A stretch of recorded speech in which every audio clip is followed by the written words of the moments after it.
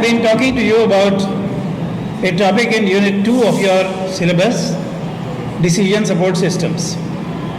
In the previous class, I gave you the definitions and I also told you what is meant by decision, what are the different meanings for the word decision, and what is meant by decision making. Now I am talking about the process or the steps in decision making. These are the steps in decision making. They are broadly divided into two parts. The first part is analysis of the problem. In this, we analyze what exactly is the problem that we are facing, and in the second part, we actually go through the process of making a decision. These are very well identified, two different parts, and decision support systems are designed to support both these parts.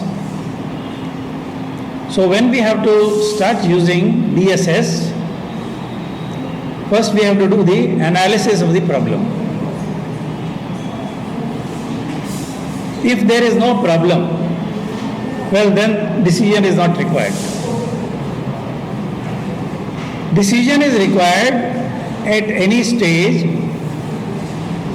in the life of an individual or in the life of an organization whenever there is a problem.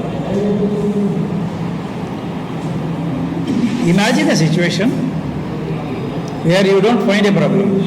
You don't need to take a decision at all. In engineering or in maintenance, the proverb is, don't fix it unless it is broken. The same applies to decisions also. If you don't have any problem, you don't need to take a decision. But such a happy situation generally does not exist. All the time, there will be some problem or the other. In fact, we can say that there will be no time when there will be no problem.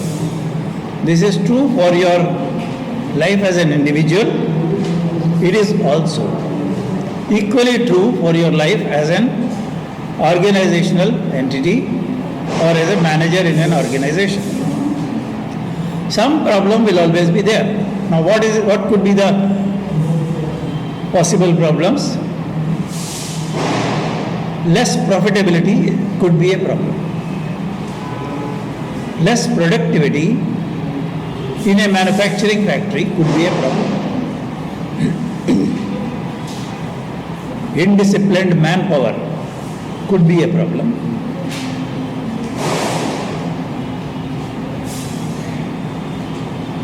Customer dissatisfaction could be a problem. So, all the time there will be some problem or the other. Hence, all the time some decision or the other will be required. From this, it is apparent that decision support systems are used practically continuously in the organizations. There is no time generally in the life of an organization when no problem can be found, and hence all the time decision support systems can be used. Now the first step in our decision making process is, or the first part of the process is analysis of the problem. To analyze the problem, you have to first analyze the performance of that organization or that function in which you feel there is a problem. Problem cannot be just guessed. Guesswork has no place in rational decision making. The problem should be arrived at, or the problem should be accepted as a problem only after analyzing the performance. Now, To understand this concept, think of a problem which is quite common, let us say in a mall. There is a mall and I feel that the crowds are less than what they should be.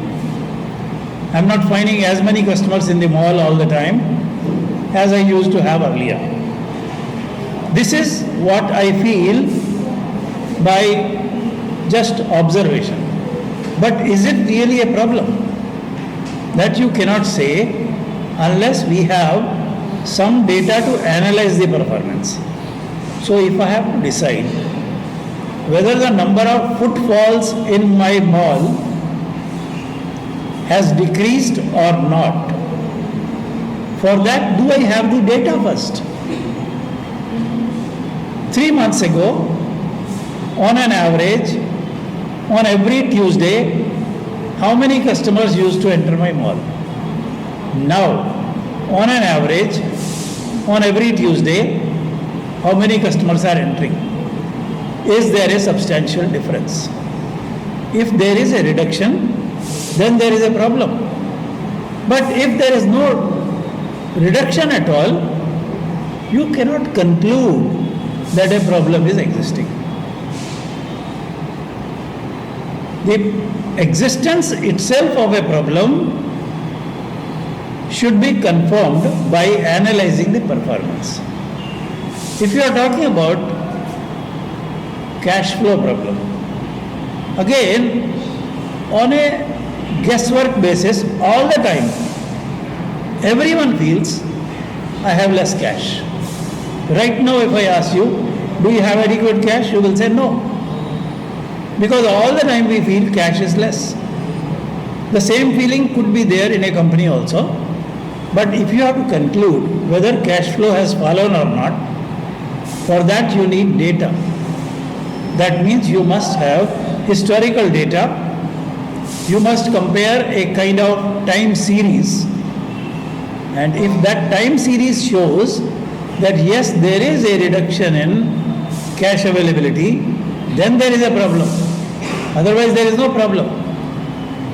So, in problem analysis, first step is analyzing of performance, which confirms whether the problem that we are imagining is a genuine problem or just a figment of our imagination.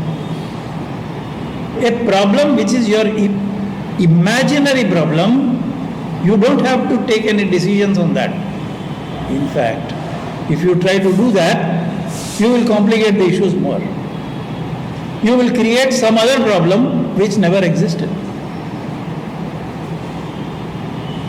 Like a doctor should not treat a patient who is not sick. That will only add medicines to the body and make the person worse. Similarly, unless you confirm that there is genuinely a problem and it is not a problem which you are just imagining, you don't go further. So after analyzing the problem, the next step is to identify possible causes. There could be multiple problems existing at a time and there could be multiple causes. So let's say there are 3 problems which you have identified after performance analysis, and now you are trying to find out the possible causes of these problems. So first your focus was on checking the performance to confirm whether the problem really exists. Now, your focus could be on identifying what could be the possible causes. Now remember one more thing, students. It is not as if one cause contributes only to one problem. At the same time, the reverse is also not true. One problem may not have only a single cause.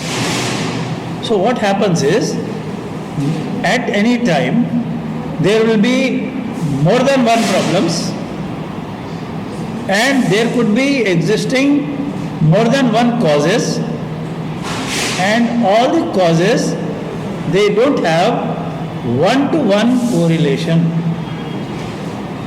There could be multiple causes contributing to a problem, and there could be causes which contribute towards multiple problems. So it is a kind of matrix. This requires the analysis of that matrix. Suppose I have 4 problems, 1, 2, 3, 4, and I have listed 16 causes, 1, 2, 3, 4 up to 16. It is not as if I can correlate one cause to one problem precisely all the time. No. You will find that some causes contribute to multiple problems. They cause not only one problem but more than one problem, and there are also problems where the contributory causes are more than one. This requires analysis of the problem versus cause matrix. So when you make a two-dimensional matrix like this, you will get, if there are 16 causes and 4 problems, you will get 16 into 4 equal to 64 squares. You have to identify those squares where there could be a correlation between a particular cause and a particular problem. So when you start putting crosses or tick marks in the 64 squares, you may find that in about 36 squares there are cross marks or tick marks. That will show that these are the causes contributing to so and so specific problems and so on. This is the step correlating causes with problems. So when causes and problems are correlated, then we can work rationally and logically on them to find out a possible solution. This is part A of the process. Having completed this, we start the part B. Part B is the actual process of decision making. Since the performance has already been analyzed, I assume that by this time you have collected sufficient quantitative data which supports your matrix analysis of causes and problems. So having done that, now the process of decision making starts with establishing the objectives. General objectives of the organization are constant. Profitability is always an objective. Discipline of the workforce is always an objective. Customer satisfaction is always an objective. They are general objectives. But now, when we are considering the situation as existing today, in which there are certain causes and problems, what is my objective right now? That means I am asking for a specific, quantifiable, time-bound objective. Now here are 1 or 2 examples of that to drive the point home. Suppose I am thinking of the same problem with which I started the example, reduction in the number of footfalls in my mall. So your objective should not be general.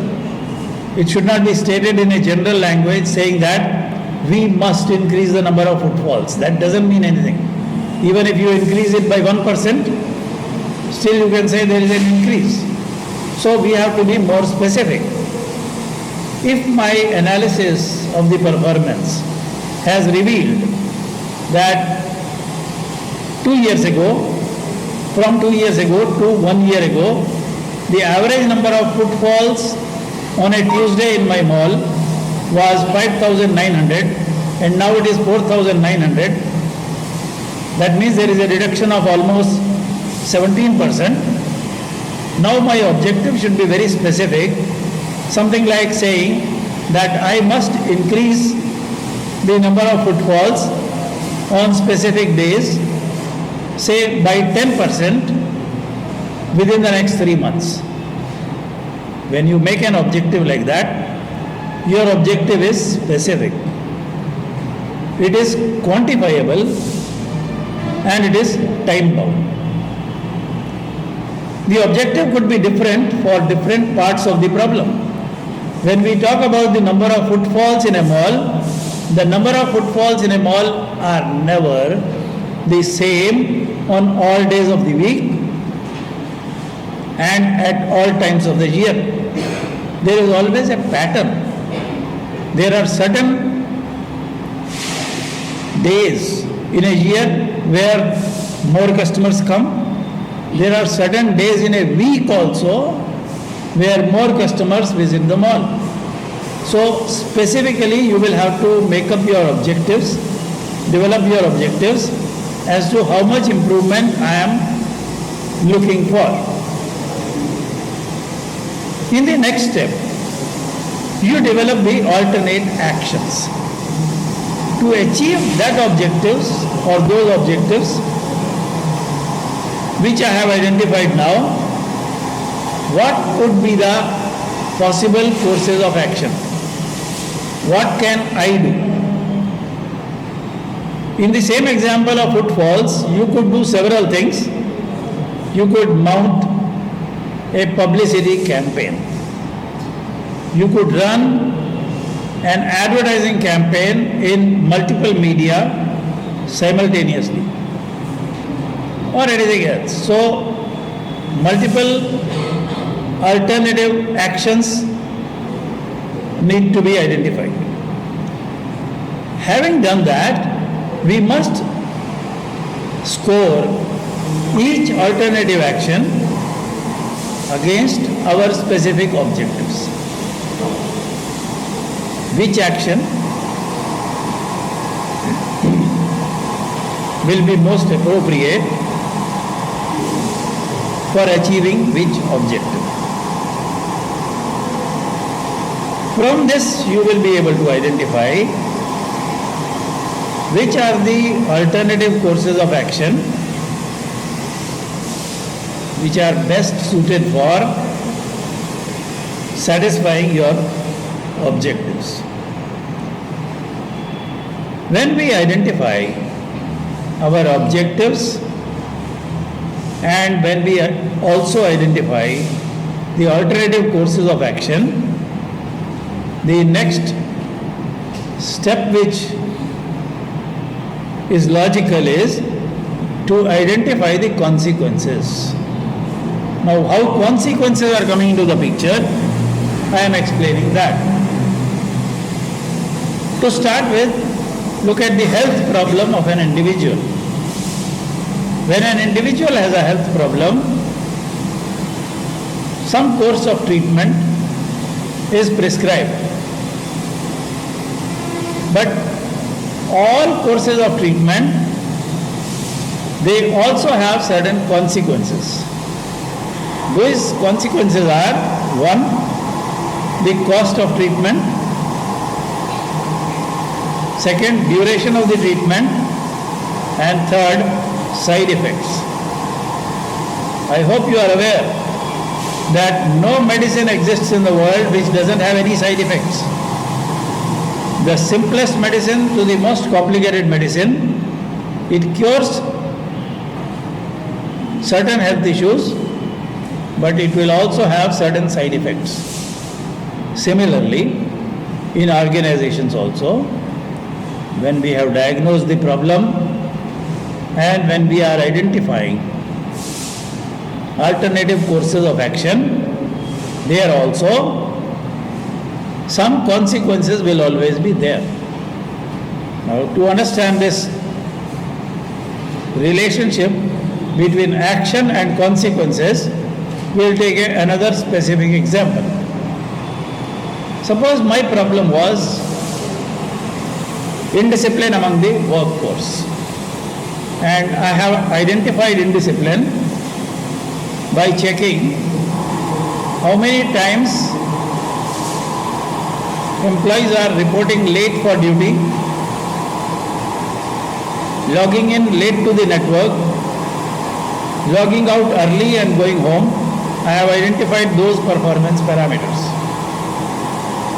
Now I have identified one possible course of action. I make a standing rule that if an employee, if he doesn't log in at this specified time, say 9 a.m., if he logs in late, for every 1 minute of delay, 1,000 rupees will be deducted. Very heavy amount. Yes, if I do that, indiscipline will certainly come down. No doubt in that. Because people will not like to lose 1,000 rupees just for a little delay. They will set the alarm early in the morning, get up fast, come to office and log into the network well in time. But what will be the effect on morale? What will be the effect on employee satisfaction? And last but not the least, what is going to be the effect on their work-life balance? Because there could be certain days when you are late to office, not because you wish to be late. There could be some issues in the house which you have to handle. So when I make a very strict authoritarian rule like that, indiscipline will be certainly curbed, but I may have to face the consequences of increased employee dissatisfaction. After that, increased employee attrition rate. More employees may leave the organization, and in the long run, the hiring of new employees gets more complicated. Because the word spreads in the market that this company is too strict.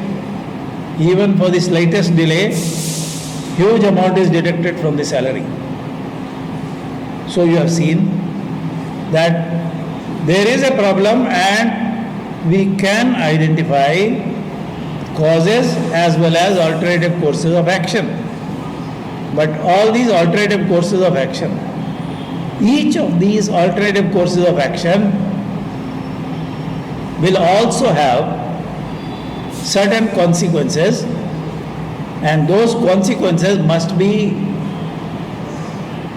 identified in advance. We should not be taken by a surprise. The consequences which arise out of your actions should not come as a shock to you. You must be prepared for it right from beginning. Even before taking a decision, you should be clear in your mind that what can be the consequences of this decision. If you are not clear about that, you are practically driving on a dark highway without headlights on. How hazardous that will be? Yes. So taking a decision without thinking of the possible consequences is not at all desirable. Having done that, the last step will be considering the costs.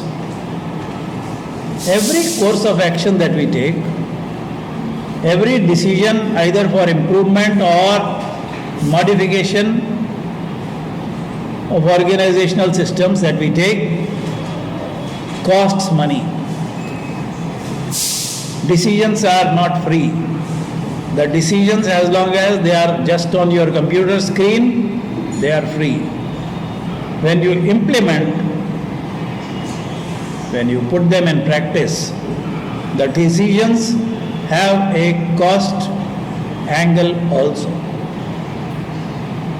The cost angle could be of what type? Imagine that we are trying to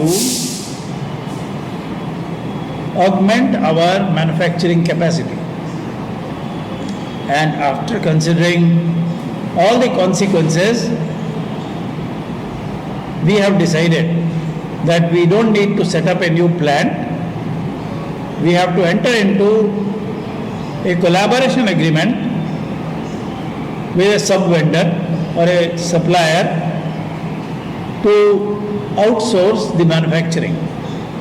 Suppose we have taken a decision like that. Now this also will have a cost angle.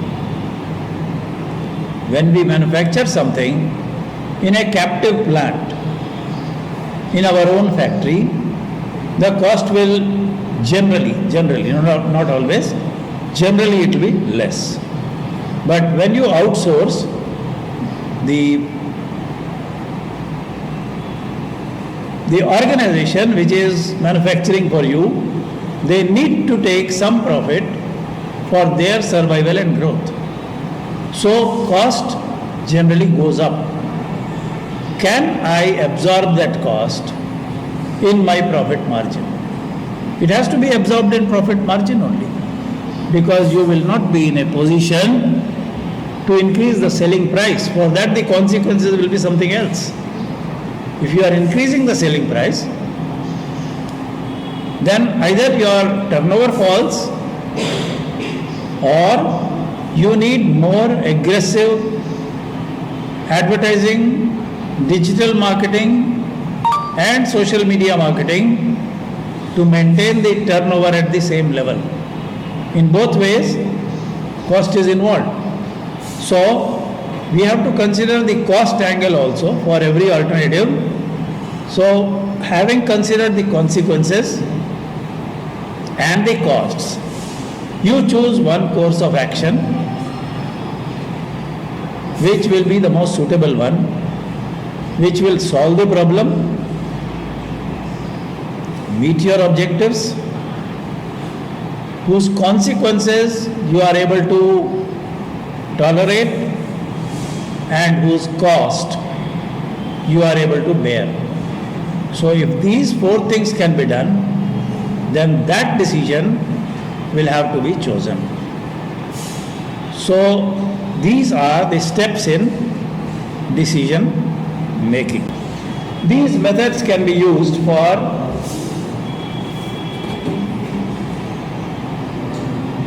comparing the alternatives and then deciding which one is the best. The easiest method is prioritization. That means allotting priorities to the alternatives that you have chosen. Among the alternatives that we have chosen, we have already seen the consequences of each and the costs of each. By taking a holistic view of that, we create a kind of priority matrix which says which solution appears to be the best, which appears to be the second best, third best, fourth best, and so on. So when you do that, then that method is prioritization. The second method is maximizing. We have already identified our objectives. If your objective is very specific and if your objective is also quantifiable, then generally it will be possible to also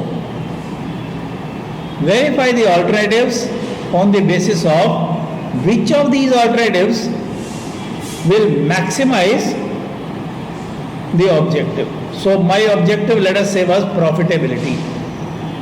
I have found four alternatives. One was automation, another was increasing the manpower, another could be adding to the machinery, and so on. Fourth could be adding to the material handling infrastructure. So out of these, which will result in maximizing my productivity, that may have to be calculated. So second method is maximizing. Third is flippism. This is not at all recommended method. Flippism is done by human beings when they don't have total information, when they don't have total data at their command, when they are not sure how to choose between A and B or among A, B and C, then flippism is done. It's very similar to start of a T20 match in a cricket field.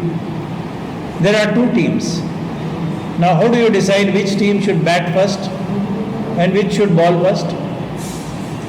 So they don't have any specific algorithms for that. They toss a coin.